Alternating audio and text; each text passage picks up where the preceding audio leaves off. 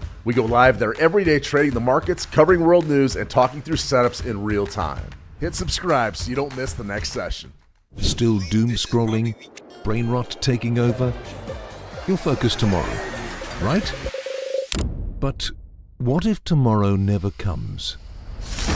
What if it all started with one small choice?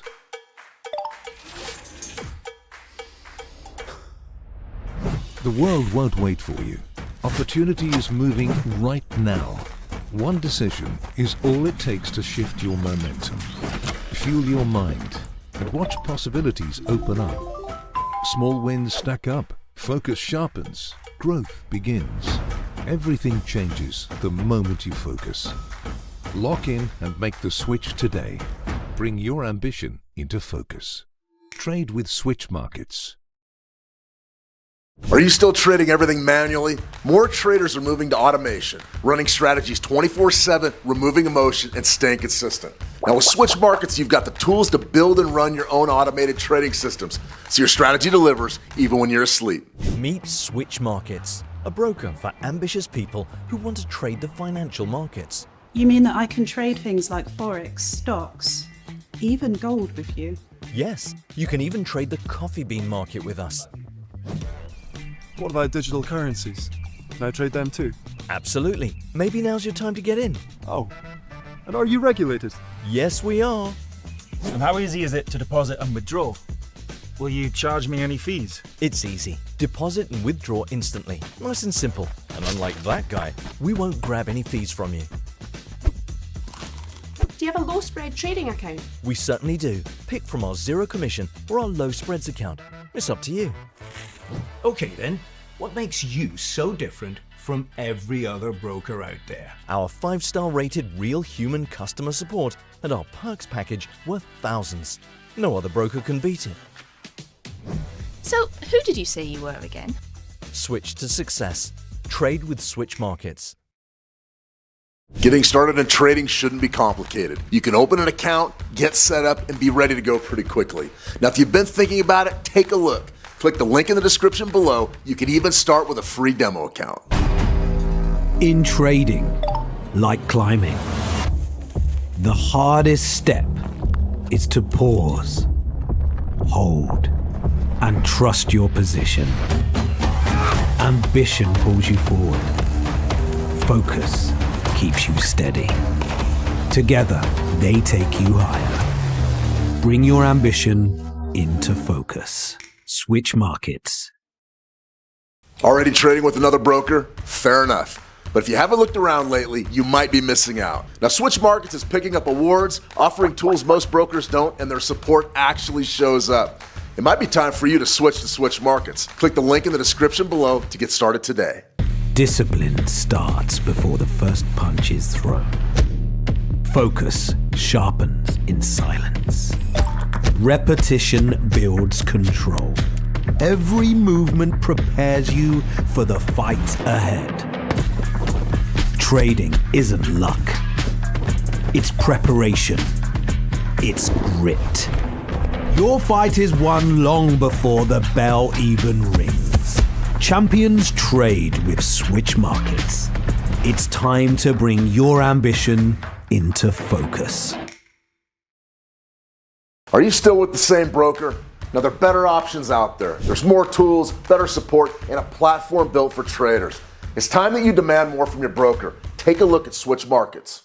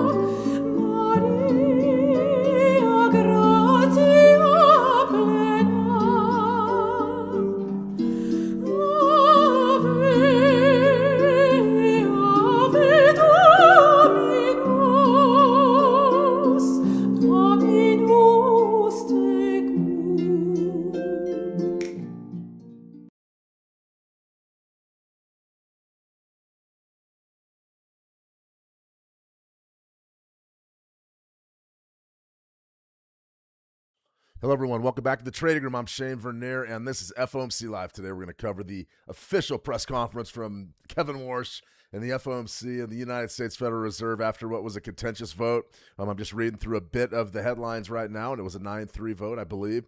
3 dissents. We've got a couple interesting changes in the actual statement itself, so I did want to get up and run in here and get you going. I do also want to get right out to price action. 5813 EMA trading strategy. 1 minute chart. This is about as risky as it gets. We had a nice cross under right there in the development of the actual trade setup. Remember, price beneath all three. The 5 crosses underneath the 8, and now we're starting to get into that short type of a mode. For spot gold here, XOU USD, we're going to go ahead and let this one twist for a minute or two. As far as our profit targets and stop losses, remember, everything I do here is on demo. So if you are a regulator out there, you do not come down hard on me. I'm not a financial advisor. Okay, but in any case, we're getting a really nice trade right here. You can see we've got decent leverage. I wouldn't say it's huge leverage. This trade is the type of trade that you may be able to take depending on your account size and account balance. But right here, we've got a little bit of price action to the downside. We're going to manage this in a dynamic fashion. I did want to start off because this one just came across the board. Our fill wasn't real great because it was a market order, but we are seeing some bearish price action come into gold, which is up about 1% on the day. So I'm going to go ahead and let that one twist for a minute or two as we go over our fundamentals of the day. Kevin Warsh in his second Fed statement. It's going to be a blockbuster engagement here coming up in about 8 minutes. So I'm definitely going to give you the live coverage there. We're going to critique Warsh. We're going to critique the Fed and talk a little bit about what these people are trying to do to monetary policy. Maybe they're right, maybe they're wrong. But I do believe that gold is going to be in a potentially bearish position in August. I don't know that there's any other way to cut it. We've got a great breakout trade that I'm going to show you as well. In gold, we had a great trade come across the board, the Euro USD, macro support level. Also the KOSPI. If you guys don't know what the KOSPI is an incredibly important international index out of South Korea, and it has been getting lambasted the last 2 nights. The government actually set up a suicide hotline for traders that had lost too much money. I've never heard about anything like that in my life, but the KOSPI, we're going to talk the KOSPI as well. All right, guys, buckle up. We're going to go ahead and let that one twist for a few minutes and see exactly what happens. But as far as I'm concerned, 1 minute trading, you guys know what I'm going to say. It's about as risky as it gets. Between 1% and 3% is what you need to be looking at here. Nice little sell-off. I think that we're going to get the sell-off back down in to the Fed statement candle body. You'll notice that today we are not using TPO charts. The reason why we are not using TPO charts is because they don't do much for you when it comes to a big news day like the FOMC. Right now, those value areas from this morning mean precisely 0. So definitely keep an eye on it. If you showed up for some volume trading, some time price offering, some market profile, show up tomorrow. We'll be scalping futures. We've been doing very well doing that, and I'm more than happy to do that all day long, but you don't do that on a Fed day. You don't do that on a Fed day because there's just too much frickin' volatility. And that's the bottom line. So right here, we got a nice little trade developing. I want to see this break down a little bit and fill in this price bar. I really believe we have a great chance. I don't know that we're going to let it twist until we get to 1,500, though. To me, that's just sort of a guideline that we're going to use. We like to manage our money aggressively. Right now, we're up about 288, about 308, about 323. And if you have been reviewing the last couple weeks of our live streams, I've been doing more and more trading, and I've been talking about how to trade with cash, thinking about cash. So right now, we're having a pretty good trading week. We're up a couple of $100. This trade right here, we put down the initial risk just in case something blows up and we have to get out of the market as a panic. We also did that with the initial take profit. If the market goes in our favor, that's where I would think of getting out. I'm going to take the money. We're going to go up another 300, 291 for today. We went up 200 yesterday. That's not a bad trade. That is not a bad trade. Now, we're going to go ahead and I'll line this thing up for you sort of on a demo. Let's go short position. We were short from right up in here somewhere. Essentially, what a position trade would be going into Warsh's testimony here or into his presser, it would look something like that. Now, there's a big difference between being a systems trader and a cash trader. I'm a cash trader. I trade for cash. But if you guys are looking to get those bigger winners, maybe you want to go back down in here where you think, I drugged my entry there, but if you're looking at something down there, maybe we're the pre-Fed, something like that. That could be very good for you. So I want to start off with a nice little trade there we got. We're going to be taking a look at this 5813. We've got a lot of markets to cover, and we've also got the press conference coming up. So good to see everybody out there in YouTube land, guys. Tons of guys. Arnold, who got it profitable? Well, we just got profitable. Active Steady. I'm buying Tesla. Am I safe? I don't know that anybody's safe from much of anything right now. Stocks are very, very weak because we know a rate hike's coming. It just didn't happen today. Let me see. Me, good to see Anur Hamza, good to see Anur. Active. What about Tesla? Well, I mean, I'll cover Tesla here in a second. If you bought Tesla, are you safe? I don't know. Maybe, maybe not. It's hard to say. It's a challenge. We'll get to Tesla here in a second. Lyndon, good to see you, Lyndon. Tuku, Ralph H. over there in YouTube land. Be sure that, or not YouTube land, but How to Trade. Remember, if you want to talk to me, if you want to send me a private message, tell me anything you want, you can go on over to the howtotrade.com website, get your free subscription, send me a PM, and I will get back to you. I answer every single one of them. So we're going to go ahead and monitor that sort of demo position right there. But, boy, I'll tell you what, when I get a chance to take 300, I'm taking it right off the bat. So, Pack, I'm good to see you. I thought my Lambo would come in today. Yeah. There's a lot of people that were thinking their Lambos were coming today, and they may or may not ever get their Lambos. That's for sure.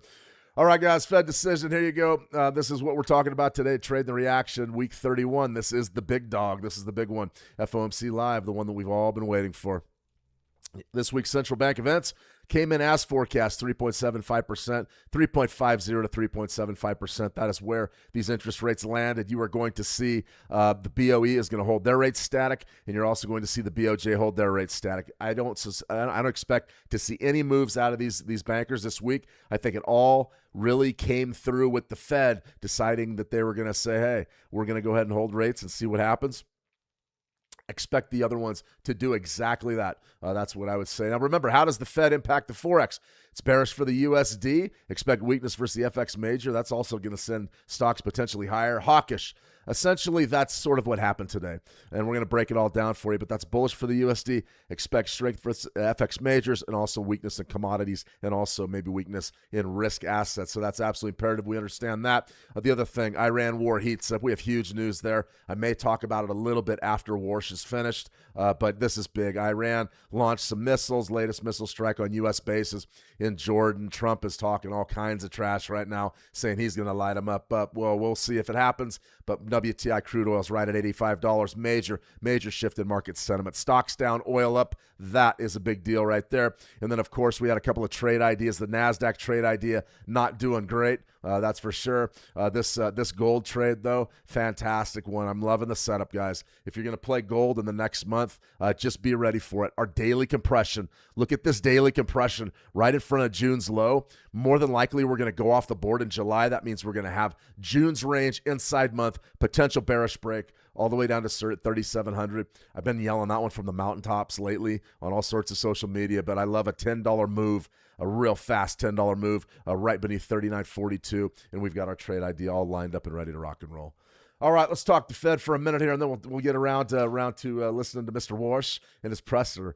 Addresses growing dissension over rate decision. Here's what changed in Fed's second statement under Warsh. These things are a lot closer, or a lot shorter, excuse me. Warsh is not so much of an academic, but right here, this is what's big. 12-0, 9-3 vote. That's big. That means there is trouble in paradise. There is angst in the boardroom, and that is good for us. I mean, we're going to have great trading, guys. We are going to have great trading. The committee decided to hold the federal funds rate at 3.5 to 3 3/4. The committee is continuing its policy of maintaining ample reserves in the banking statement, essentially guaranteeing liquidity. That's big. Why is liquidity big? I know we're getting a crash course in a lot of things here, but the Kospi. Big liquidity concerns out of South Korea.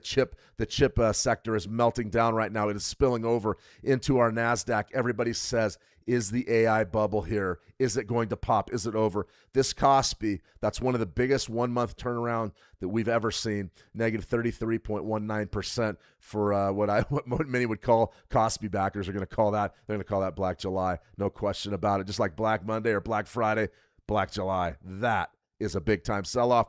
I've got support down there right around 5,000. I believe that's accurate. We just got to wait and see exactly what happens. Well, the gold trade's sort of fiddling around. That does not surprise me. As we go to the press conference, I'm going to go ahead and just sort of go around the horn on some markets. So if you have any questions, you be sure to ask them. Okay, let's go right here. And let me get our sound lined up. Desktop audio. I think we should be in good shape once Mr. Warsh begins talking, and I'll do my best to keep the charts centered, guys. You should be able to hear me. Warsh hasn't said anything yet. We'll see if he does. I'm going to be looking at all sorts of different commodities and or and stock indices. I'm probably going right to my NASDAQ, but look at that.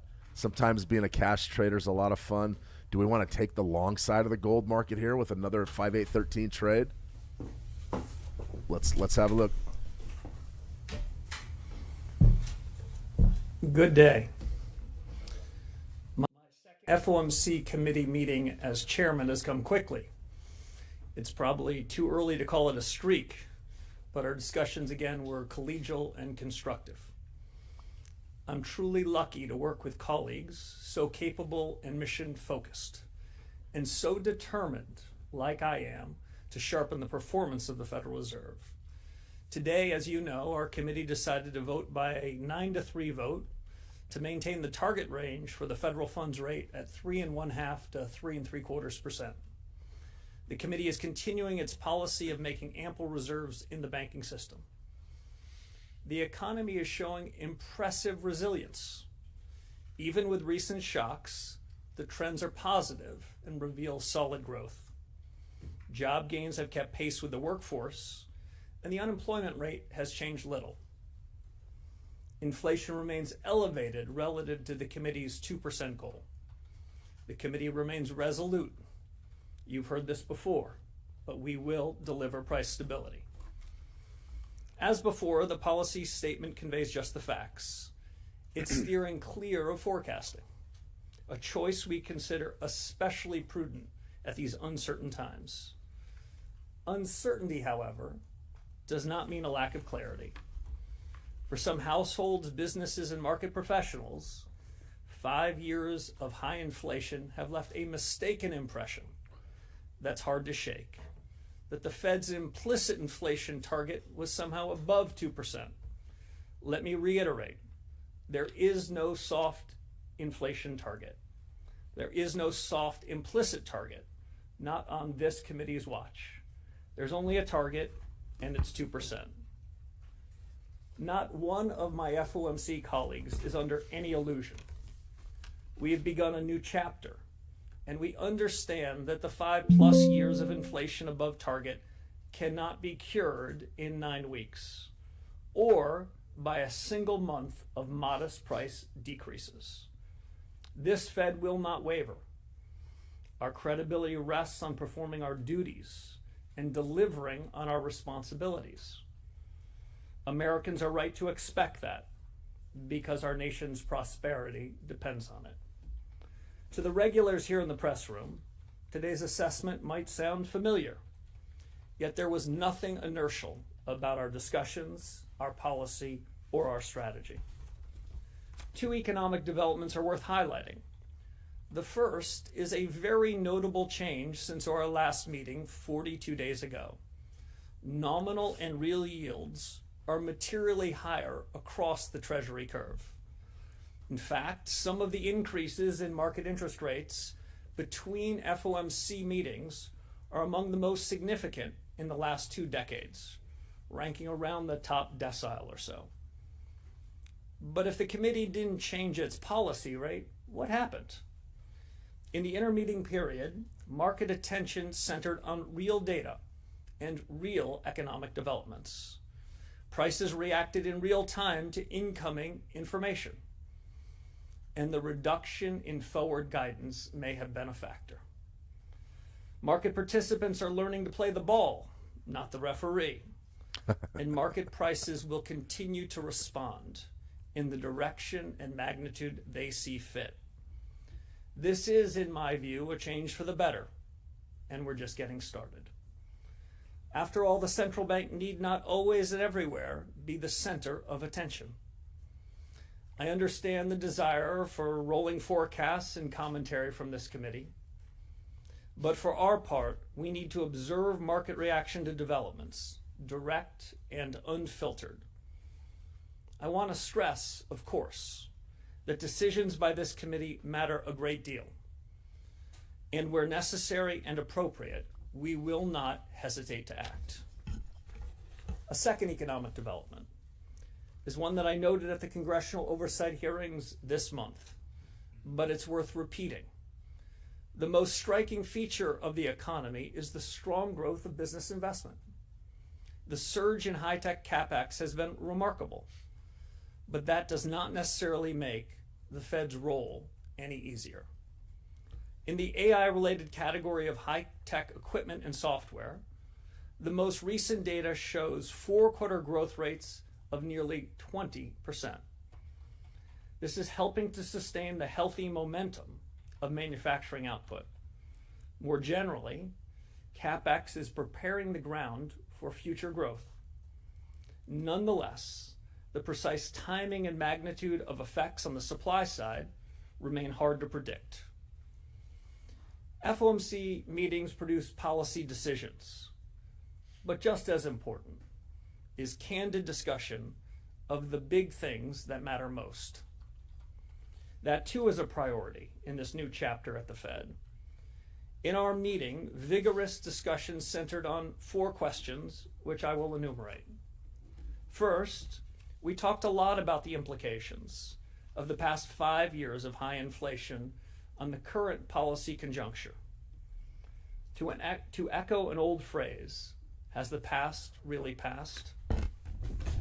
Second, my colleagues and I considered the economic shocks of recent years, strained supply chains arising from the pandemic, military conflicts, energy supply disruptions, substantial increases in tariff rates, and yes, the surge in AI-related investment.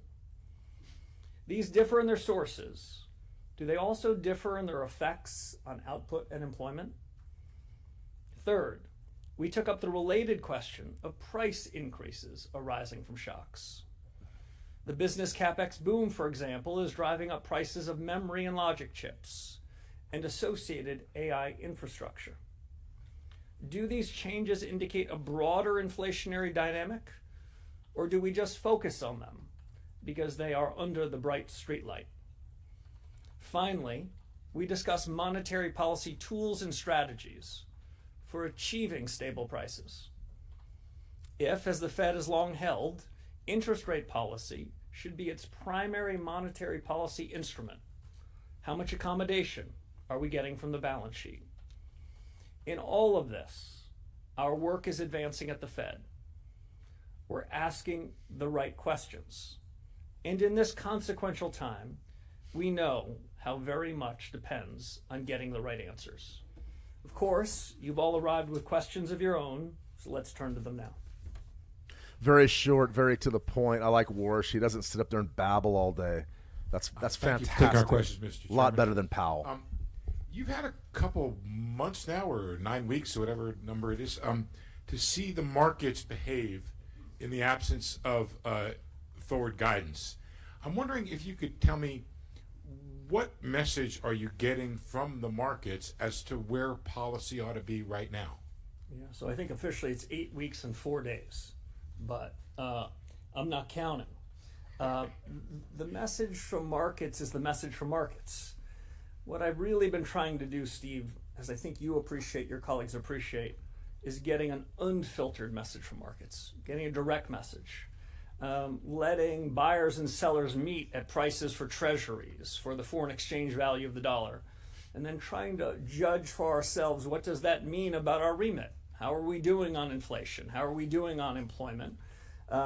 We're trying not to interfere with that market signal. That's part of the reason why we've been somewhat spare in our words, why we pulled back from forward guidance. So they're reacting to events, I would say, much more directly over the 42 days since we last met. This is a good thing. As I mentioned in the prepared remarks, we've seen a material tightening, not just in nominal rates, but in real rates too. And we're observing it. We're trying to stay out of that because, many of you might be interested in our reaction function. We're interested in the reaction of financial markets. I get that, Mr. Chairman, and I guess the follow-up question is, if the markets are talking to you, what do you hear them saying? And if it's real rates are higher, it would suggest that that's where the funds rate ought to go. Yeah, so Sorry. I'm sorry, it's your question. So interpreting markets is an imperfect business. We central bankers, like market pros, can think these things are overdetermined, but let me offer some speculation. First, as we said in the FOMC statement that you got at 2 o'clock, the economy output is solid. CapEx and productivity are strong. Labor market's solid, steady. The bond market, the treasury market, it seems to be saying that as well. If I were to try to break down, disaggregate the treasury market signals, I wouldn't be able to do it perfectly. But the bond market's saying many of those same things, and that's why we're seeing a tightening both in nominals and in reals. Even while at some level we haven't done much in 42 days, the markets have done quite a bit. Dollar yen's going to get stopped out. Calculated risk. Claire Jones, Financial Times. Is what it is. You seem to have got the family Dollar's fight erratic right right now. now. At this meeting, we saw three dissents. Could you characterise the arguments that those dissenters put forward, please, and tell us a little bit why you weren't persuaded by them at this stage? Thank you. Good question. So I guess I shouldn't give you their best arguments. I'll give you some others. So you're right. I asked for a good family fight and I got one. That's the purpose. That's the design feature. I come into this meeting, even this press conference, heartened by what I've experienced the last 2 days. Most of our discussion were on the big questions that matter to the conduct of monetary policy. We didn't sort of hide from them. We weren't scared of them. There was a lot more interaction between and among my colleagues. It was a real family fight. My view, which you've long heard, is that's the better way to get policy right. That's our North Star. So there was a lot of agreement that I heard that we have the powers, the tools, also the authority to deliver stable prices. No walking back from our responsibilities. There was a large majority support for the decision that we made in the room. But I also want to leave you, Claire, with one other impression. There was nothing inertial about that discussion. It was an active, robust discussion about what's in the full range of what we can do and might want to do in the period ahead. You characterized accurately there was a disagreement about a decision today. I would say that doesn't sort of capture the full essence of the discussion. The path to central bank heaven requires delivering on our remit. These days that means delivering on price stability. I wouldn't measure that path in 42 days or any one particular meeting.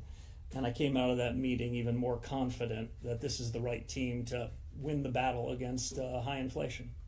How much do you think not going in July was down to the cool CPI print for June? So in 2 words, not much. Not much. I'd like to believe that the committee shares my views, which is the historic problem with data dependence is the data and the dependence. We are not relying on any one individual piece of data as cover or as an excuse or as validation. What I care about and what I think the committee cares about is trends on the data. Sure, we got some encouraging inflation data. I think at the meeting 42 days ago, I said something like 63 months of inflation above target. I didn't say 64, though the final calculation might be a close one. So we'll be watching inflation data over the period ahead, but I also don't want you to leave the misimpression that we're sort of breathlessly waiting that. I've called for a task force to revisit both the private and public data we use to make our decision making. That task force is out doing their work. I'll be checking back in with them the next couple of weeks, but I wouldn't say we overly relied on any one piece of data, including that data, which surprised some a couple of weeks ago. Hi, Chairman Warsh. Thanks. Neil Irwin with Axios. Thank you for taking our questions. So the Fed funds rate is now about 75 basis points below the 2-year yield. It suggests markets think you'll have to tighten eventually, about 100 basis points below most Taylor rule estimates.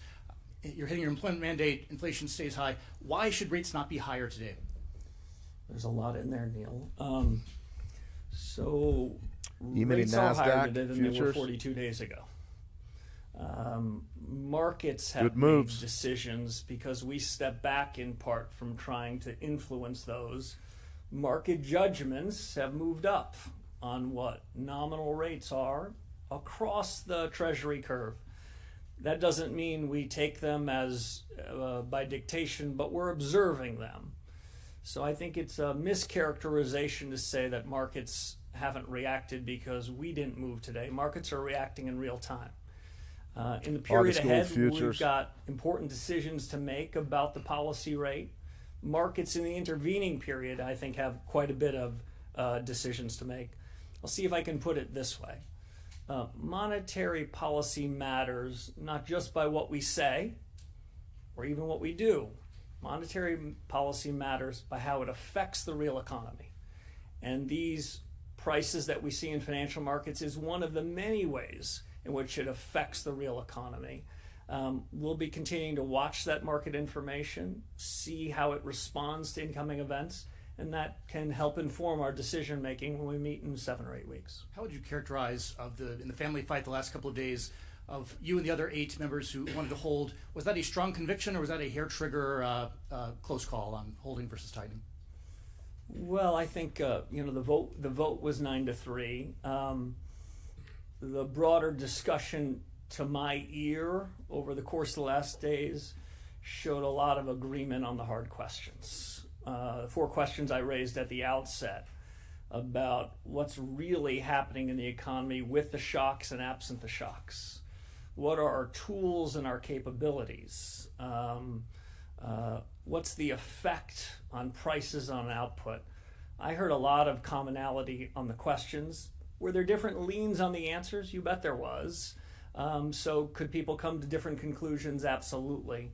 But my own judgment is this is a period of watchful thinking, not watchful waiting. And I think the score on that vote was unanimous.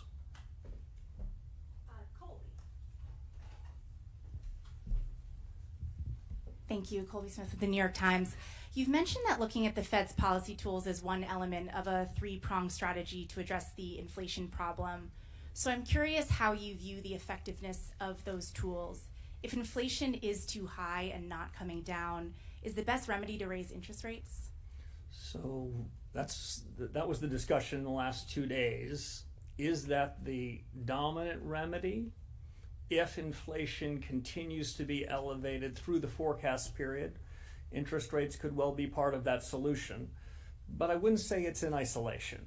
I tried to describe in my remarks today a point that I made into the oversight committees a couple of weeks ago. I think there was a misimpression by some in financial markets, by some households and businesses, that central bankers like me, we set a 2% inflation target, but maybe we were more tolerable of a somewhat higher inflation target. In economics, we'd call that the revealed preference. And so might it have been rational for people to think, well, their inflation target's somewhat higher. What I heard in the last 2 days, what I've heard in 8.5 weeks is no. We will deliver the 2% inflation target. That is the committee's definition of price stability. So one way, absent the tools that you reference, to ensure that we get there is ensure that expectations are centered around the right number. And I think we made some progress on that. I am not suggesting we're done on that. It's worth reiterating. And ultimately, the business we're in, Colby, is performance. We are going to be judged by how we perform. And that's what we intend to do. The inflation target, making clear expectations is one part of it. Making sure we demonstrate we're responsible for it, we're not blaming as another. And our policy tools, like you referenced, is the third and equally consequential part. How are you factoring the fact that a large portion of the inflation overshoot is being caused by supply shocks, as it's mentioned again in the statement? Does that blunt the effectiveness of rate hikes in your view? First, on the premise of your question, it was almost as if you were listening to our discussion in the last day and a half. Yes, you ran it through ChatGPT. Was on trying to understand. That's how you get the good questions. Underlying inflation dynamics amid shocks. We take these shocks seriously. There have been a series of them that have been hitting this economy. We're not looking through them and saying, oh, they don't matter. What we're trying to understand is to what extent are these shocks broadening in their effects, broadening in their impact on prices that are quite far removed from it. Our goal is to have growth that is broadening, and inflation that is becoming more limited, more circumscribed. I'll be the first to admit the shocks make this job and this policy conjuncture a little tougher, but that's among the chief questions we've asked ourselves. And around the room, people have different views on it. I tend to think in the coming months we're going to refine that view and have a better judgment, and we're going to have market prices trying to help inform it too.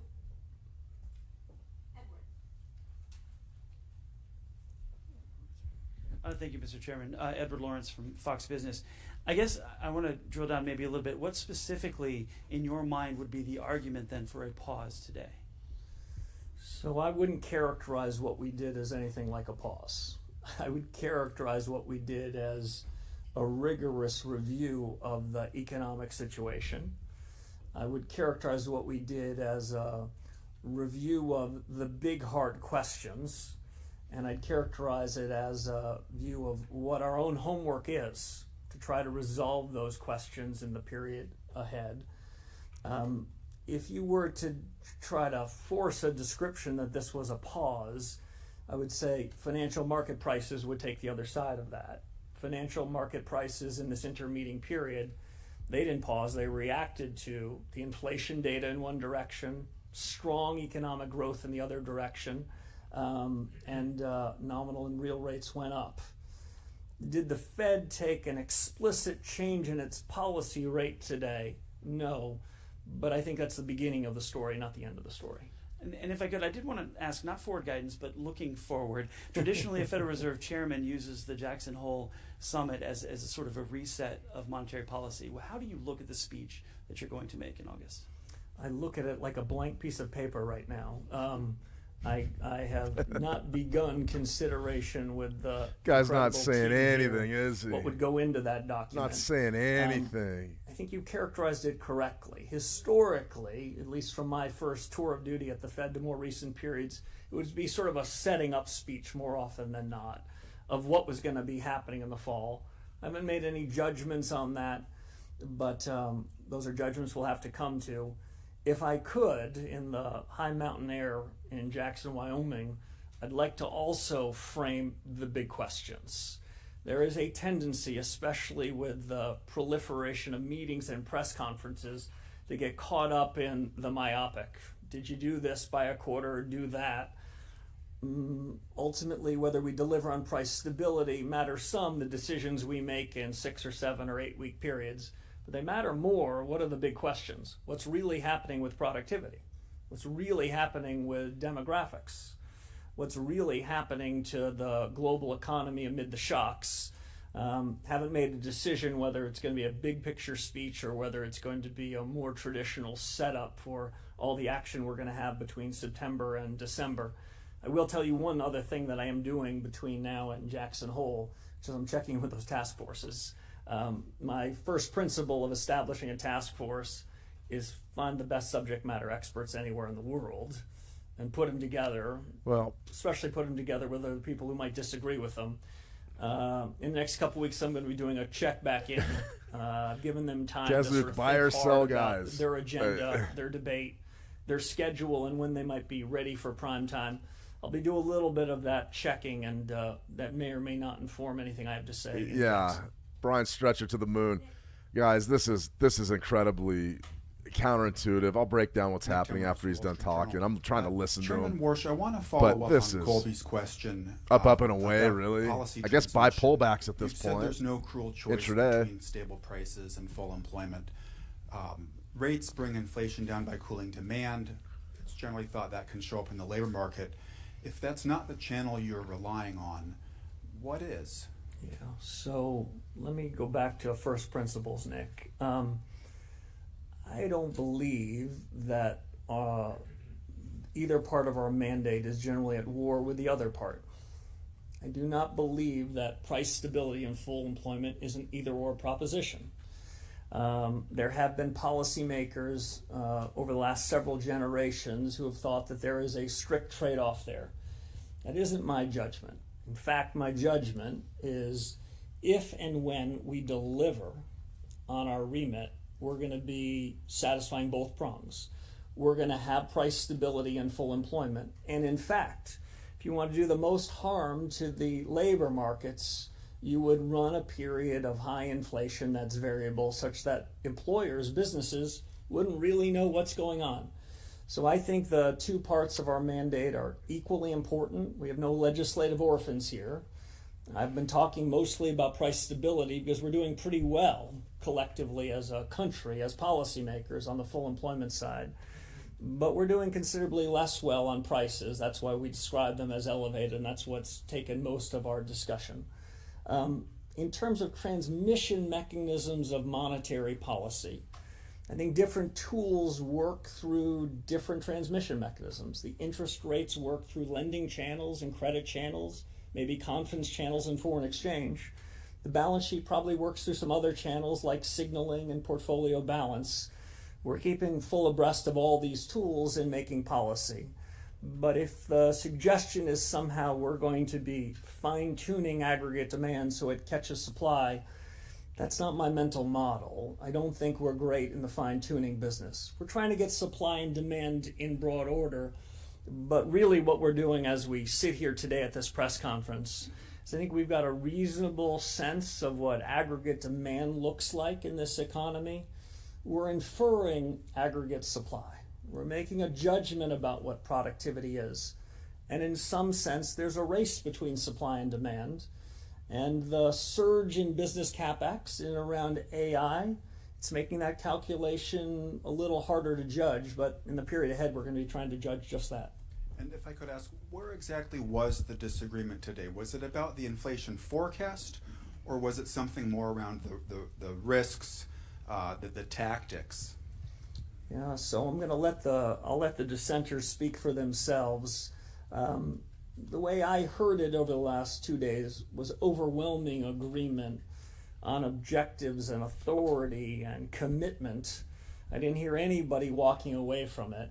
The judgments as to how best to achieve the price stability, that was probably the question that we were trying to answer.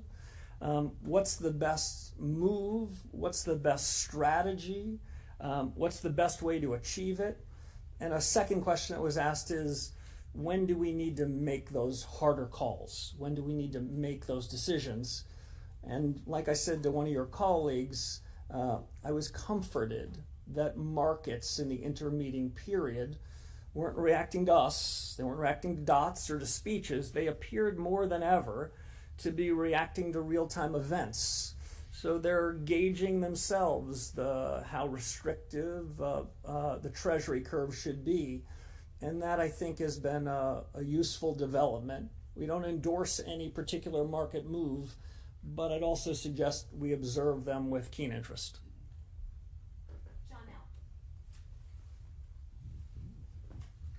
Janelle Marte with Bloomberg. Following up on that, there was more uncertainty in the markets about what the Fed would do at this meeting. To some extent, you might think that's what you want to see. But my question is about, is there a point at which you would not want to surprise the markets if they were pricing in something with higher certainty that was opposite of what you were intending to do? What are the risks that you see associated with that? Yeah, so it's a good question. Surprise is not the objective function. Surprise is not what we're solving for. We have a clear North Star. What we're solving for is how to make the best decisions.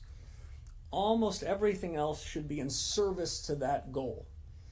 By not spoon-feeding markets, by not previewing our decisions, by not sort of giving nudges and leans, my colleagues and I have found in the intermeeting period, what we're getting is the views from a very accomplished economist. That's the internals of financial markets. Instead of just repeating or echoing what we're saying back to us, they're giving us somewhat, not perfect, their own judgment. So surprises are not the objective, but at the same time, I would say we didn't come into this meeting feeling constrained by the full range of alternatives we had in front of us. So some of your peers have continued to discuss how they think about policy decisions, and if you don't offer your reaction function or your way of thinking about it, how concerned are you that you're ceding control of the narrative? So not very concerned. That's a short answer to the question. When some people that follow the Fed say, well, we don't want your forecast. We don't want your dot. We just want your reaction function. Part of me hears what we really want is your forecast. What we really want is your dot. In terms of reaction function, let me sort of disabuse people of a question that may or may not be real and be out there. Any central banker, especially a central banker where the labor markets are more or less at equilibrium. Any central banker, when he or she sees underlying inflation moving higher, he or she is more inclined to tighten policy.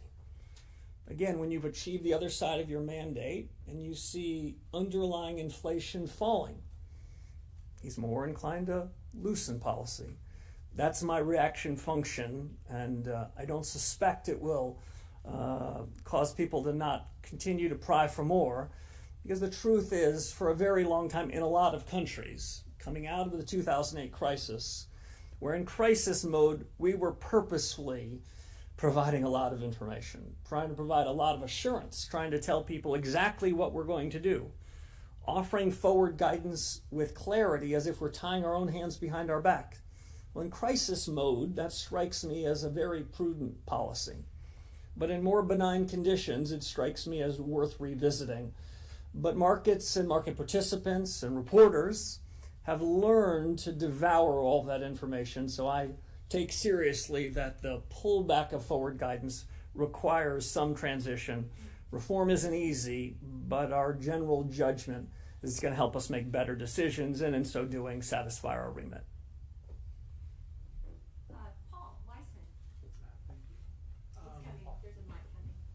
Just a challenge, guys. We could potentially buy the E-mini Dow here. When with you the talk trend, about the I'd stay 2% out of this. inflation target, what measure are you relying on?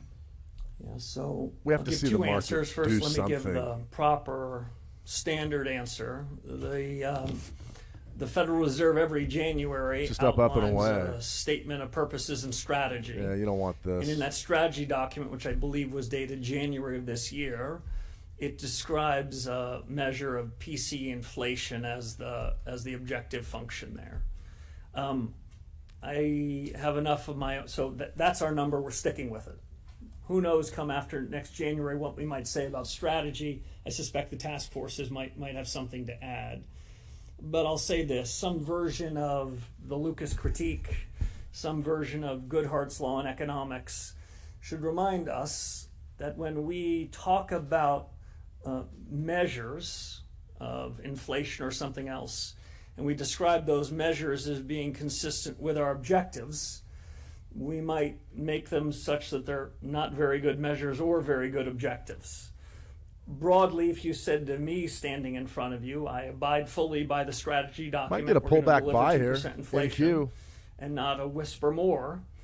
But to achieve that, I'm looking at a broader set of inflation data than PCE. So without sort of fully revealing my cards, I'm trying to understand, like my colleagues, what's the underlying generalized change in prices that are happening in the economy. It is not a perfect science. I might have said 42 days ago, I've got a task force for that. But we have a data project that's trying to look and see whether we can't separate the noise from the signal. And so if you would hear a message from me, yes, I care about what the PCE prints are. I care about what the contributions are from CPI and everything else. But my lens is broader than that, even though the remit is quite narrow. Here we go. Is the top in? That's what everybody's wondering. We're not Michael going to McKee worry from about the Bloomberg, top. Radio and Television. We're going to grab a little scalp here. I'm struggling a little bit with some of what you've said today, and maybe you can help clarify this. You've said over and over again that your job is to bring down prices, to get prices stable, to hit your target, and that you will hit your target. The market says you're not there yet because they've raised rates, but all you've talked about today is talking about it, and it's not like members of the committee weren't there Listen to this before guy's you attitude. talking about it. So you be a tough guy at the people might be Fed asking meeting? is, what are you waiting for? Wow, just a So, politically biased Believe it or not, this press question. conference is not all I've done today. It's ridiculous. We have spent an inordinate amount of time in the last 2 days, 2 weeks, looking at our monetary policy strategy, evaluating our tools, thinking hard about the sources of data that we have at our disposal and we wish we had. We've also thought hard about the period ahead. Dug in down there What right among above these 27,950. questions will be answered We'll see if we get a with little more pop off of clarity, this. Certainly not certainty. Not going to let this one bleed against us The decision too we've much. made today, the discussion Highly we volatile had in there. that room, Here we was go. the farthest thing from inertia I can imagine. As Boom, a there it point is. estimate at this very We get a moment, bounce, and a bounce, choice bounce, between 210, two 180, 210, 190, alternatives. You heard the 210, results of 320, it. 320, 320, But I 250, would back to break tell you even. that this discussion 110, was far 230. Do we more get a kick? Give me a robust kick. and 370, thinking 470, about 670, how best to achieve 675. that target Out. is advanced, and over the coming months, I expect it to be advanced much more significantly. If you were to if I were to steal a follow-up question, I won't let you. You won't be giving it up. If I were to steal a follow-up question, well, what's the world think about what you've done? I would again reiterate, what we do isn't just about what we say. It's not just about what we do. We're in the performance business.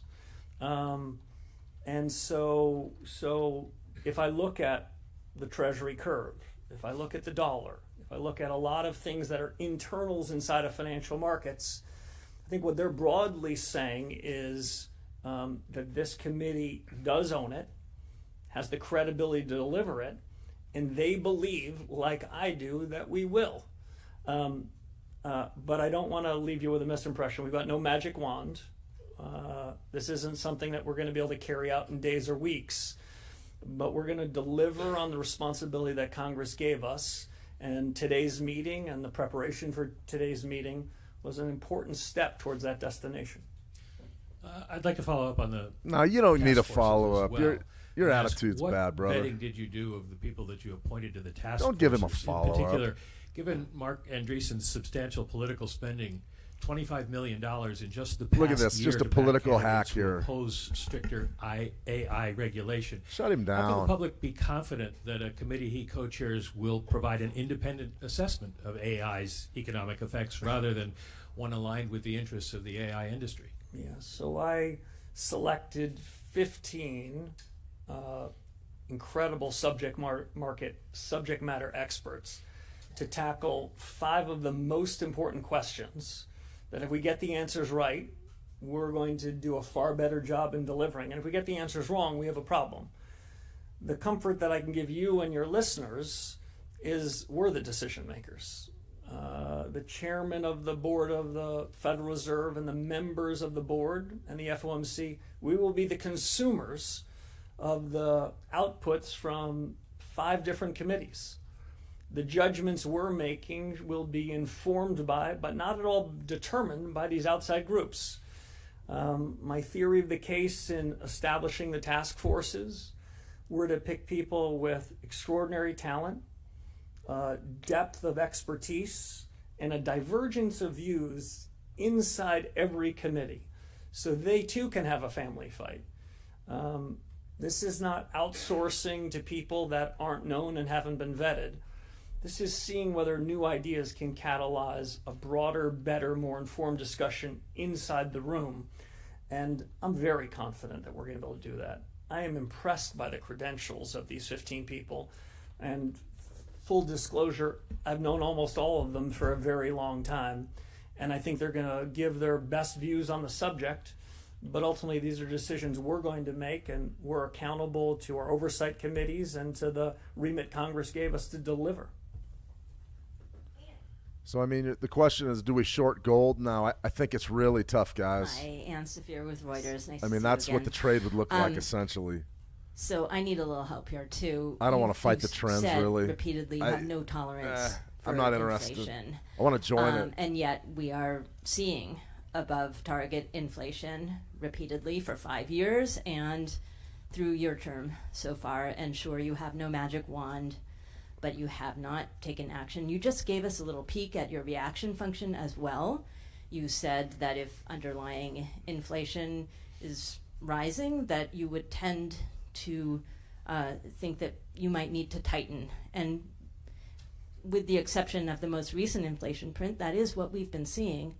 So could you explain what you mean by no tolerance for inflation and what you plan to do about it? Sure. So, Anne, I hear from you what I hear more broadly from households and businesses: impatience. I mean, essentially, that's Deliver it your wrong all entry.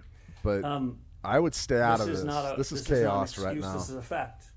This FOMC, this board has been in business for 8.5 weeks. I'm not interested. I'm really not. The patience, the impatience that households and businesses feel have been going on for 63 months. We are on the job. We will deliver. We are focused like a laser on making sure we can do it. But the suggestion that we're going to be able to do it with our magic wand is one I want to disabuse you and everyone else of. But the discussion in the last 2 days give me more confidence even than I had 8.5 weeks ago. This team that we have at the FOMC, the support that we have from board staff, and the new hard questions we're asking, we need to resolve those. And as we resolve those questions, get smarter on those, we're going to deliver on the remit. You don't have to take my word for it. If you look broadly at market prices, they are certainly not saying all clear, but they are working in concert to keep us on our toes, and they have tightened financial conditions in this intra-meeting period, and that has given us that has provided us some comfort that we've got the ability and capability to deliver. And is your read or your Get a headline that say faith Trump's going to make in an announcement soon. Markets, this guys, this ability is to sort of tough. make a judgment and then you to take signal from that judgment. Is that how does that President Trump and Secretary of affect you when you Transportation come up Sean on the Duffy September make an meeting announcement. and markets are They're going to saying talk. He's a talking. I near would stay out of 100% this. chance of a rate hike as they see now. I'd stay out of this. How does that feed into your decision making and your thinking? So we're not going to be constrained by market prices. We're not going to be constrained or take verbatim from what the market's doing. But I think it's useful and to understand that markets can be a very good source of information. Not a determinative source, not a perfect source. But if we're trying to land the plane and deliver 2% inflation, and we take a very useful source of information and we get it all fogged up by giving it our own forecasts, by providing rolling commentary, I can assure you that we're going to have less information, less ability to land the plane successfully and deliver price stability. We're just trying to make sure that that source of information is as direct and unfiltered as possible. It isn't to the exclusion of data sources and opinions and other surveys. But if you're hearing from me, we wanted to make sure we were getting a better source of information. I think in a relatively short time we are. We'll go to Brian Chung for the last question. Press conference is extended much too long. News. So Trump's talking now. He's talking. This is trouble. When there's news to make. So Watch out. Today, no change to rates, no forward guidance. For the average household, I guess, what was the news today? So apparently it was news that I had a press conference. Let me just see if I can offer some clarity on that. Between now and year end, my predecessors and the Federal Reserve committed to press conferences this year. I'm committing to press conferences this year. That might be news to the people in this room and of no particular interest to your viewers and your readers back at home. What I can offer as assurance is that the Fed's on the case, that this Fed chairman feels better about this board and this committee's ability to deliver than I did when I showed up here on the first day, and I showed up pretty confident. I've been heartened by the reception that I received. No doubt in some of your commentaries today, you'll talk about a divided Federal Reserve. Well, that's not the feeling I felt the last couple of days and the couple days before it. What I felt was a group of professionals, all with different perspectives, different views, different judgments, but eager to roll up their sleeves and have a family fight. and eager to reform the way in which the Fed does policy, a keenness and open-mindedness and curiosity about that. So we have a far better chance to deliver on the remit that Congress gave us. And so I want to leave you with the optimism of a new central banker that we're committed as ever to deliver and to offer an assurance we will. Thank you all very much.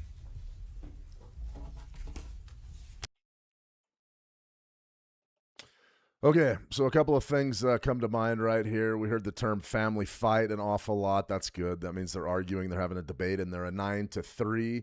I believe it was a 9-3. Voting against the monetary policy action was Beth M. Hammock, Neil Kashkari, and Lori K. Logan. Kashkari has sort of always been outspoken. Seemingly, when they want to hike rates, he wants to cut them. When they want to cut rates, he wants to hike them. He's always sort of the contrarian. So I wouldn't put much stock in Kashkari going against today's decision. I would have to do more research into Beth M. Hammock and Lori K. Logan. I genuinely don't know much about those folks. Remember, the FOMC does rotate, so some of these members may be brand new and they may be holdovers. I would have to look into it and do more research for you. But what we do see is we saw the one gentleman, I don't remember his name, but you saw the question, the structure of the question, and you also saw the tone. The tone was pretty ridiculous. The idea was like, why didn't you hike right now? Why didn't you hike right now? Because if they hike right now, they know that further military operations are more than likely going to happen from the United States against Iran. They know that right now, believe it or not, I'll give you your leading indicator. If you want to take a leading indicator at the United States markets, take a look at what's happening to the Kospi in South Korea, the Kospi Composite Index. This is big. Semiconductors. These are chip makers. This has been an absolute catastrophe the last several weeks. I mentioned it at the beginning of the live stream that we had, what do we have? The government decided the South Korean government was going to launch a suicide hotline for investors that have been destroyed by the last 2 days. This has been an absolute, stairway to heaven. That's a stairway to hell right there. I mean, you are coming off, and you're coming off in a big way. But the last 2 days have been absolutely extreme. 10% loss. Another 6% there. Circuit breakers have been getting hit on the regular. So when we start looking at the Kospi, you say, okay, Shane, who cares? It's a developing. I go, it's not a developing economy.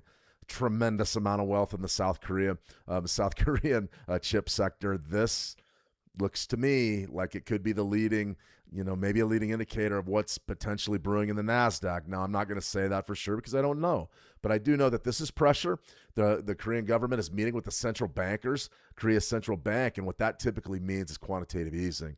It means what Warsh was just talking about from 2008, what the Fed did in 2008 was essentially they launched TARP 1, 2, and 3, which was a version of quantitative easing. It wasn't like unlimited QE of COVID. It was limited QE, and that was the old too big to fail. Remember that when they propped the banks up and they wouldn't let them go under? I remember it. I was there very well. Main Street went under. They didn't let the banks go under. So Kospi, South Korean economy, take a good look at it because this right here could be a warning shot that we just maybe need to put a little bit more attention into. I mean, this is really some serious stuff that's happening in that market, in that economy. And can it spill over? It's really hard to argue that it's not spilling over. Take a look at your Dow Jones Industrial Average today. You're down about 1.41%. Now, that's not huge. I mean, that's not like an 8% loss or something crazy like that, but it does suggest that things are maybe weakening a bit. You can see we're in position to close with a negative month there. The NASDAQ, you have a much worse scenario. You have back-to-back negative months. Now, believe it or not, this is the reason why a lot of these folks are talking about the AI bubble, the tech bubble really popping like it did. I mean, I've heard comparisons to 2000, the meltdown, the tech bust that we had in 2000. I don't think we're there yet.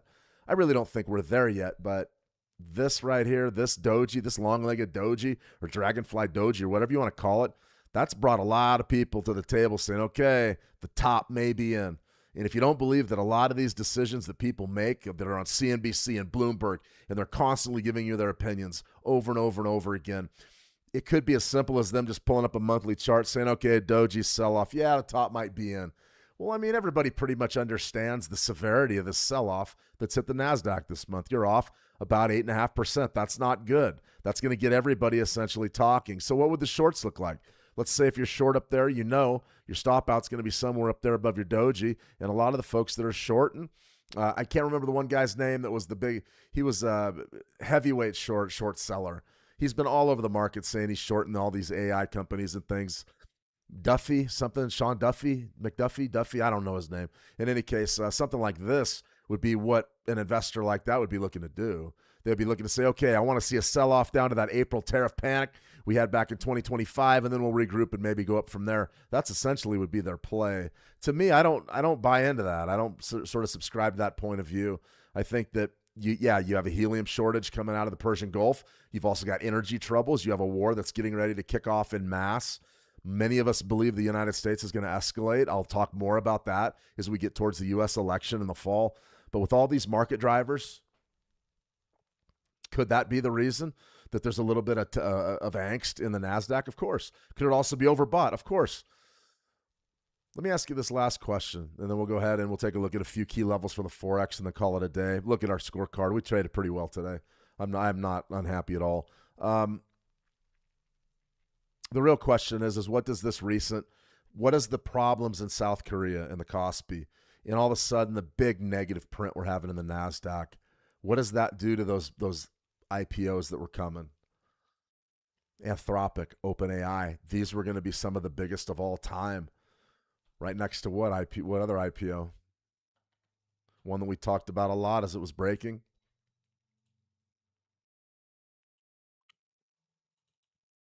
That's bad. So this right here tells you that maybe all these big tech things, the AI, the cloud services, all that stuff, your Starlink. I mean, SpaceX is somebody that has infrastructure. They do have the Starlink satellites in space. They are going to be a player in things like data centers and cloud computing. What is Anthropic bringing to the table other than AI technology? What is OpenAI bringing to the table other than maybe being a powerful tool for content creators, researchers, and even traders? What are they bringing to the table? Are they bringing anything that's hardware oriented? No, not particularly. So what does that mean for their IPOs and their prices? If I'm an Anthropic or if I'm OpenAI, I don't know that I have my IPO this year. I'm thinking maybe next spring. I'm thinking maybe we'll revisit this next summer unless they truly believe that the top is in and they want to get as big a valuation as they can. This was the biggest IPO of all time, SpaceX. And look at where you're at now.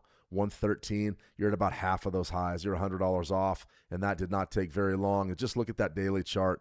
It is not pretty. It is not pretty. So do we go lower in SpaceX? Maybe, maybe not. I always thought 80 to 60 was going to be a great buy, but right now we're sort of hovering right around 115. Not bad. 110, 115, not bad. All right, let's talk a little Forex, and I'm going to go ahead and sign off. Let me see. Best regards from Brazil. Daniel. Good to see you, Daniel. Welcome. Let me see. 512 Eli. How does the Kospi affect the NAS? I hope I just covered that a little bit. The Kospi is a big deal because it's a semiconductor. And number one, when we're talking about big tech, and we're talking about speculation. I mean, these things are trading so far forward on their earnings potential. We don't even know if Anthropic and OpenAI can make money. We just know that there's billions and billions of users on these platforms. And the idea is that, okay, we'll monetize it with our giant usership potentially, and also the applications. Theoretically, I could sit down and make an argument that AI can impact everything in the world. Could we figure out a way that AI can keep my coffee hot? Probably. So if I'm interested in paying a premium to make sure I have a coffee cup that makes my coffee always hot, then yeah, that could be potentially a way to monetize one of these big companies. I'm curious about their ideas. Sure, they've had the big idea, the quantum computing, the AI, where it goes from here. It's amazing. It really is. But how many of these ideas are going to be complete ducks? I mean, how many ideas are going to be just complete flops? That's what I want to know. Do I really need AI to keep my coffee hot? No, I don't. I need a coffee maker for that, and one of these nice insulated mugs will do it.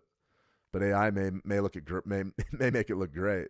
I'm curious how many of these ideas that come out of OpenAI and Anthropic will flop. There will be a lot of them. SpaceX, they're going to have theirs that flop too as well. All right, couple of Forex. So that's how the Kospi is looking, man. This is forward thinking, and anytime you see a tech-oriented indices like the Kospi crash, think semiconductors, think AI, and everybody's sort of sketchy right now on AI. Anyways, what's going to happen? Is it going to grow? Yeah. Is it going to grow profitably? That I don't know. All right, Great Britain Pound USD. This is going to be a big one. Remember, BOE is going to get involved during the U.S. overnight session, going into the Thursday session. And what you're more than likely going to see is you're going to see the BOE hold the line. That's my personal guess. We sort of had that. We covered this before. Kevin Warsh came out and sort of gave his 2 cents on what's happening. But central bank key events, we thought the Fed was going to stand firm. I was a big believer in that. There was guys on. There was one person on call sheet that had 350,000 on a rate hike today. I said, man, that's a lot of money to take a shot on that. They lost. And then Citadel came out and said they were going to get a rate hike today. So maybe that reporter that sort of had the sour face that was busting Kevin Warsh's chops in there, maybe he was one of the guys that put down 50,000 on a rate hike today. I mean, it was so combative. That guy was the only one in the room that was combative. Everybody's so happy they don't have to listen to Jay Powell anymore. And you got one guy in there that's, I'm combative. I'm going to bring it. And then he asks a follow-up. I wouldn't have given him a follow-up. I'd have said, nope, I'll see you next month. In any case, rates stay the same today. We're expecting the same thing out of the BOE, 375. We're expecting that to stay the same. And then you're also seeing that vote count. We're expecting to stay the same, 7-2. Don't be surprised if the BOE, if their vote on their board of governors does shift a little bit. I would expect that because there is division in the opinions over where monetary policy needs to go from here. That's a big division, so I wouldn't be surprised to see the vote change. That will rile the pound up a little bit. The BOJ interest rate decision, I mean, realistically, if the Bank of Japan wants to restore some strength to the yen, then yeah, now you would hike. You would hike a quarter point, and you would try to restore the yen against the pound and the U.S. dollar, at least in the short term. You could probably do that. So if you're going to get a surprise here, I think it's going to come out of the BOJ. But in all honesty, I just don't know that you're going to get anybody to do anything after the Fed stood pat. I think that it's sort of all eyes on the Fed right now. It usually is, but this seems like it's even more so. All right, couple of big levels that I would be watching, though. Great Britain pound USD, you're looking at right around 132. That's been sort of my pick to click. I understand that's a long-term monthly chart, but I would be remiss if I didn't mention it because we are only about 160 pips away from it. So, you know, you'd love to see a sell-off and then get another opportunity to bid this, maybe even in early August. That would be a number I would have down, 131.93 to 132, maybe 132 and a quarter. That is robust. And I mean robust downside support right there for the pound. We had a great trade that came across the board in the Euro USD. I tried to show it, but Warsh was talking, so I couldn't really walk you through it. It's a bull flag. It's a lot like that pound we just looked at. But there's your big sort of your run. And for about the last year, we have traded in this zone between 120.83 and about 113.50. Big zone. I'm not saying it's complete compression, but you can definitely see the line in the sand. The line in the sand's right down there, right around 113.50. And so 113.50 to 113.75. Let's go ahead and take a look at a 30-minute chart, see exactly what we mean. There it is. We hit it beautifully, and I mean beautifully, yesterday. It was absolutely perfect. During that U.S. pre-market, we came down, hit this beautifully, and then you got the big break. Really a nice accumulation trade, and one that fantastic. That's all I got to say is fantastic. So good level, still looking at it. If we get another shot at it, I would consider taking it, but the bottom really did hold up there for the Euro USD. And we're still looking at those gold sells. I want to see the gold sells develop in August, the breakout beneath July's low and then also June's low. If July trades inside of June's range, monthly range for the XEU USD, we've got the trade idea out. I will be more vocal on it tomorrow and Friday. That could be a major mover to the bear.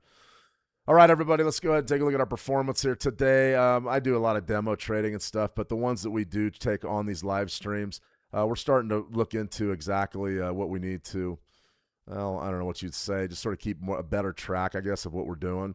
So right here was your paper trading. Let's go right to our order history. Let's go balance history, and we'll keep a running tally. We'll talk about our psychology as we roll into the end of the week. You see something right there. I'm guessing, yeah, those are your commissions. So we traded those. Those are sort of your commissions. So we had one loss right there. You had one loss that we took right there in the U.S. dollar, Japanese yen. We also had the $10 commission there. We had a 620 winner right there on that NASDAQ futures. That was beautiful. Pullback, 5-minute Fibonacci level. Really made our day. And then you also got your $10 commission there. But the beauty of this really was, I mean, we started off just sort of on fire down here. We had the 210 winner there, and then we had the 254 that we took right away off of the gold trade. That's fantastic. So today, we'll ignore that one. That was from yesterday. I'll have a running total for you tomorrow and Friday. But Mondays for game planning, Tuesday, Wednesday, Thursday for trading. We've had a very strong Tuesday, Wednesday right there. So your Tuesday was, you're looking at 210 there. You're looking at 254 there. That's pretty solid. So you're right around, 460. If you wanted to take that off, then you're somewhere right around 370-ish, 360-ish, and then there's your big winner. So we're right around 1,000 for the week, 2 sessions. Not a bad day's of work, not a bad 2 days of work. Always difficult trading after the Fed, but things are looking pretty good. And we've got our commissions fit in. I believe I took some sort of demo trade last week that didn't produce anything on this account, but you can take a look at our performance from last week as well. This performance has been relatively strong. You'll notice one thing if you are following along the live trading stuff. Remember, demo dollars. I'm not sitting here representing like I'm trading real money. Potentially sometime in the future we will do that. I'm not an investment advisor, and I'm not a money manager. I'm just showing you pretty much how I would trade these events. We use a lot of our strategies. Today, the 5-8-13 was pretty good in gold. To be real honest with you, I missed those trades. I missed the getting bullish stocks. We could have easily done that on the 5-8-13 and made stacks doing that. That was a fantastic rally. As far as our Fibonacci buy, that was a good one. That's a trade that when the symmetry is that clean and nice, very, very difficult not to take those 38% buys. So we're going to talk more about cash trading and more about what your psychology is as we roll through probably the next several months or so. We're going to sort of shift more into the live trading stuff. You'll notice one thing that happened today, though. We did not even pull a TPO chart, a time price offering chart. And the reason why you don't trade market profile or TPOs on a day like today where you have such a big market mover is that the ranges just don't mean anything. The value areas don't mean anything. A point of control, it doesn't mean much because there's the ranges are so big and there's so much volume coming in all the time based on pretty much every word that comes out of Kevin Warsh's mouth. It's one of those things that we just sort of say, there's a better way to trade it. I prefer crossovers in a situation like that. Crossovers can be pretty good. The 920 EMA crossover, we're going to do a workshop Friday, so I encourage you to join me for that. I would say it's probably my favorite out of all these. I like the 5-8-13, but the 920 is pretty good. We're going to talk about what time frames you need to be executing on. I like it as more of a swing trading strategy. However, you can trade it intraday. You just got to dial in your time frame and the time of day that you're trading. So right now we are watching the world go down the tubes. You're about down 920 points on the Dow. Our NASDAQ is just sort of decided to fall out of bed, down around 27.5. Those NASDAQ longs, I'll break those down for you tomorrow, but I think you have to pull the plug on them. Probably should have pulled it right when the Kospi started going south. And then we see U.S. oil. U.S. oil's back up above $85, $7.50. Right now, Trump's deciding the size of the retaliation against Iran for the missile strikes yesterday that were intercepted. However, the surprise sort of came out of nowhere. So that's where it's at. Nessie, what do I think about gold? I'll cover gold again tomorrow. I've covered it several times, but for right this minute, I have no desire to pile into the gold market. I really don't. I mean, if you want to just take a look at what we have here, it's just not good. I mean, it's really choppy. 1 minute chart, really a beautiful pullback. We could have taken that. That was a nice one. And then now we're coming off. You could probably buy 4,075s right here if you want. But remember, Trump's speaking right now. We're talking about probably military operations. I just don't believe that you should be doing any of this right now. I really don't. I would stay out of the rest of the day. 30 minutes, 27 minutes till the New York close. See that? I mean, that right there, I'm just not interested. 75, I mean, we could buy it right now and look to get a bump maybe up to 80, and we should be okay. But this feels to me like there's too many. Yeah, I mean, this is going badly. I mean, you're down 1,000 points in the Dow now.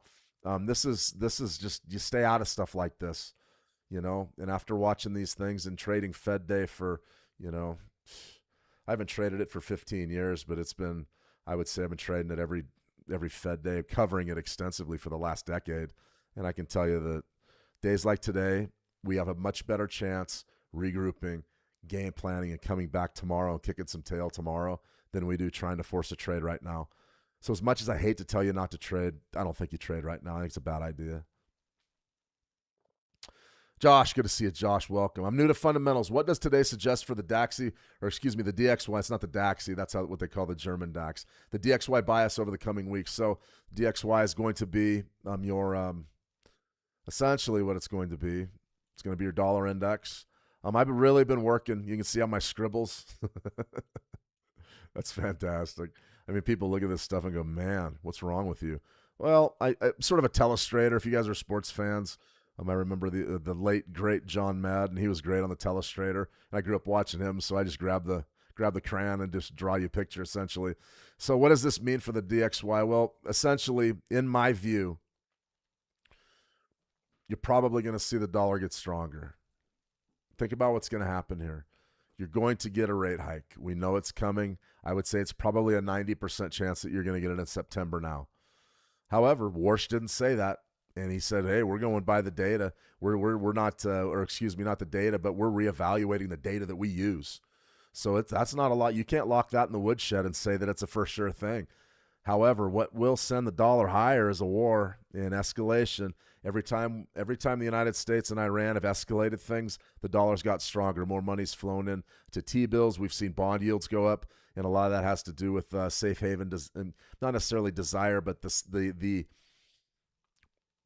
I guess desire is the proper word. I guess the demand for safe haven assets other than metals. A lot of folks believed that gold and silver were highly overvalued.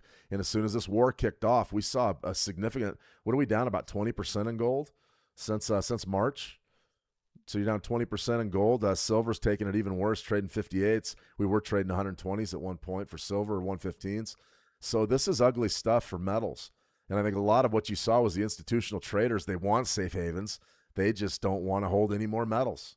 A lot of people would argue with that, but I say the charts tell you everything you need to know. So when we start thinking about a war coupled with rate hikes, coupled with maybe more than one rate hike, or maybe an aggressive move by the Fed to shore up either its balance sheet or interest rates, then I'm definitely looking at the long side of the DXY market, the dollar, the U.S. dollar index, of course.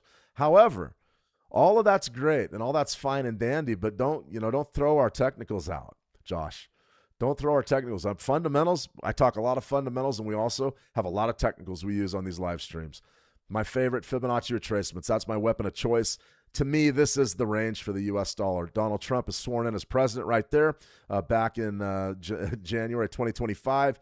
And then right there was sort of your spike low, January 2026 low. So that right there is sort of a year's trend, downtrend. Traded sideways really going back to the tariff panics of last June. And now you're right up to 38%. 38% is the make or break. If we become established above 38%, then I think that the bullish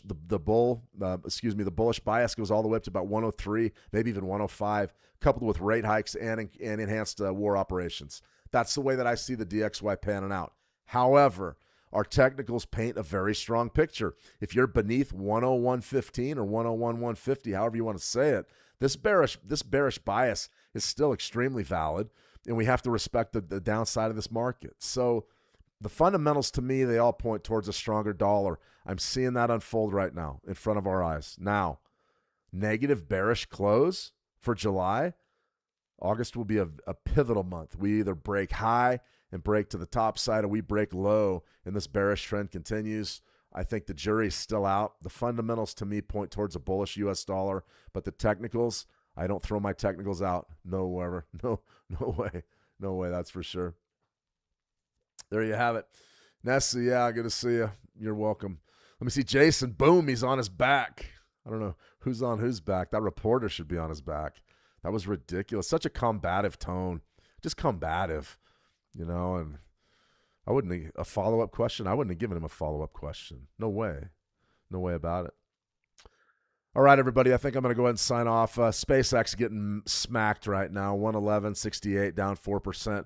This game is definitely shifting. Let's go ahead and just before we sign off, let's take a brief look. That's a major move. This is one of these that we're going to sort of see. Let's go ahead and get that down. Let's go ahead and see exactly where we're at.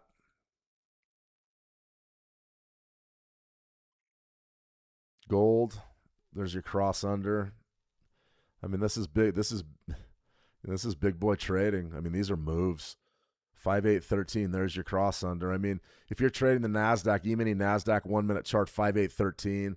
Right there's your bid. You get in trouble with sort of a weave here, but there's money every time. That's a big move. That's a big move. You're probably looking for it to cross over so you get the bid. This thing is absolutely falling out of bed and cratering, though. Are we seeing a market crash? We're down 1,100 points in the Dow. That's 2%. That's not good. That's not good. Let's step back to 30,000 feet and see if we maybe get a trade here. Monthly Dow, E-mini Dow futures.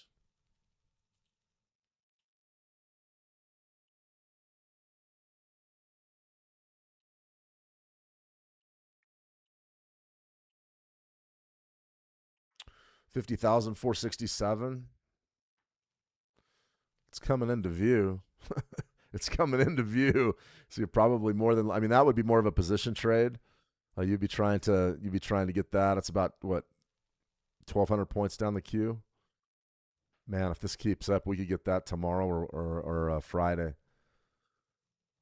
That would be a bid, though. That'd be a position bid. Maybe keep an eye.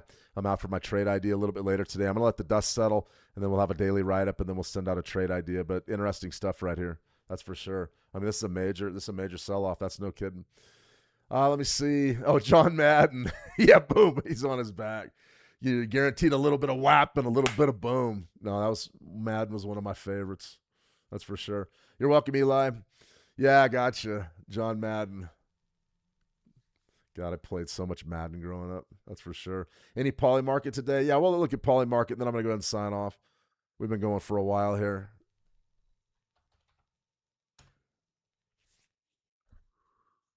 Fed decision in September. No change. 25 points. I'll take that bet.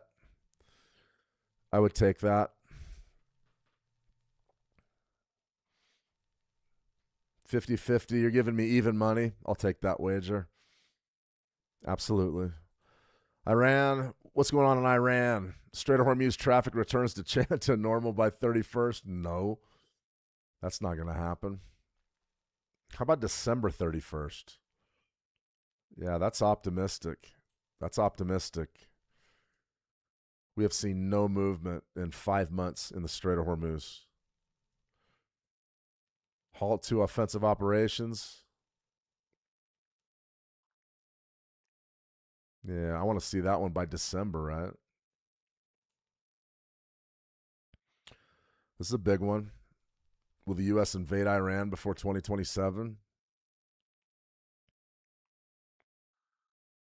You remember back in March and April, we thought that, yeah, more than likely, going to make a play.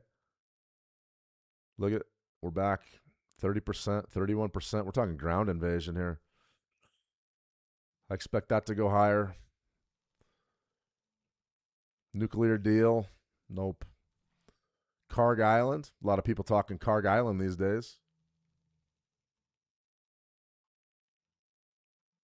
We need longer durations. We need the longer durations. August 31st. I mean, that's a real long shot. But the United States has ramped up military assets in the region. It's possible. A lot of talk about taking the islands. Iranian blockade. You can't bet on things like this because Trump will he'll put them on and take them off. He'll put them on, he'll take them off. Interesting. So they're saying that this is not effectively closed yet. Yeah, I would take this bet. They're going to close that. I think that the Houthis in Yemen are probably a far greater target than they know. I think the United States would much rather go boots on the ground potentially in Yemen, just because of the topography.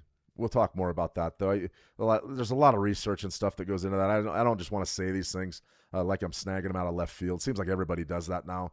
But maybe something like that, I would expect them to close it if they can relatively shortly. They've already slowed traffic way down.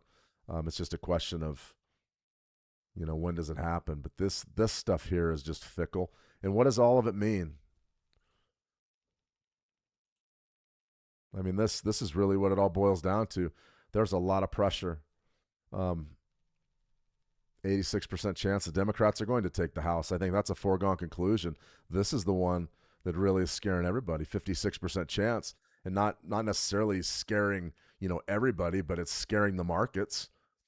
If the Democrats take control of the Senate, a lot's going to happen. There will be investigations, and that's going to happen there. Democrats take the House, they're going to control the purse. That means the war funding is going to go away.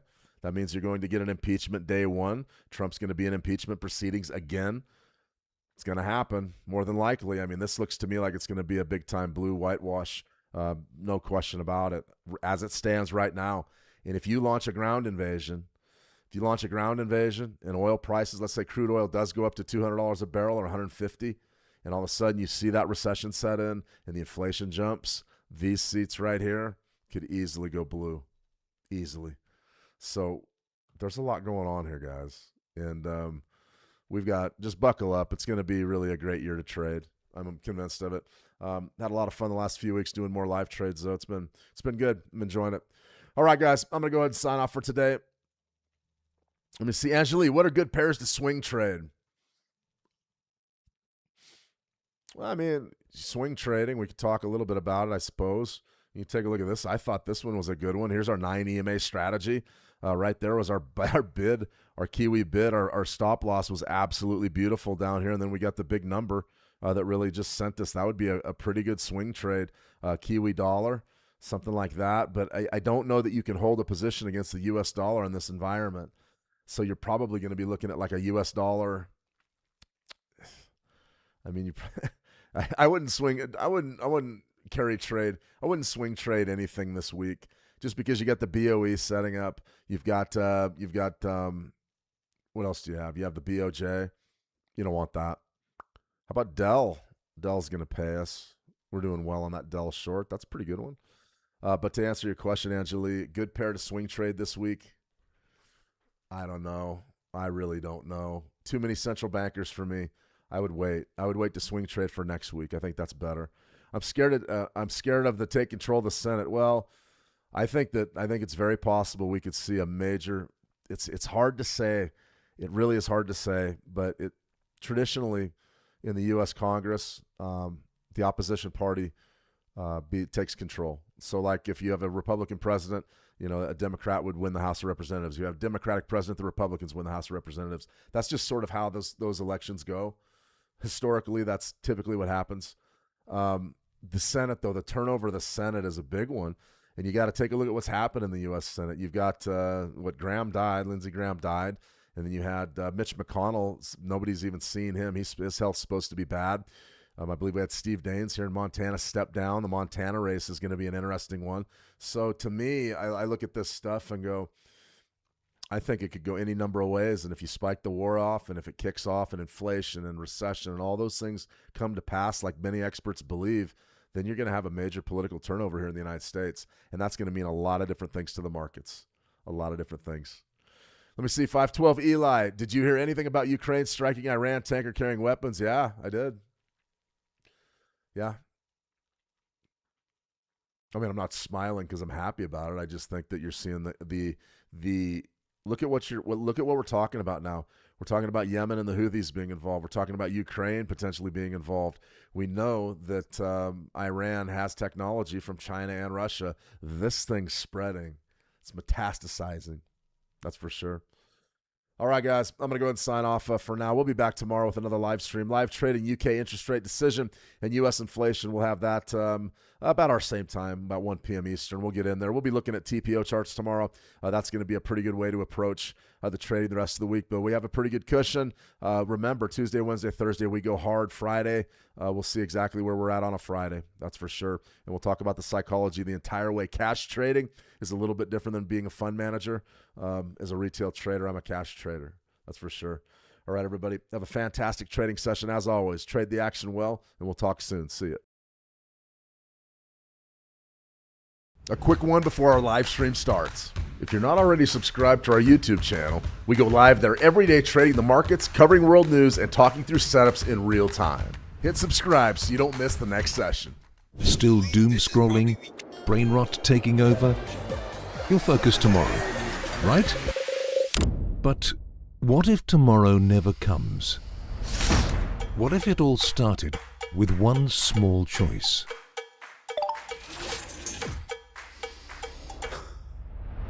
The world won't wait for you. Opportunity is moving right now. One decision is all it takes to shift your momentum. Fuel your mind and watch possibilities open up.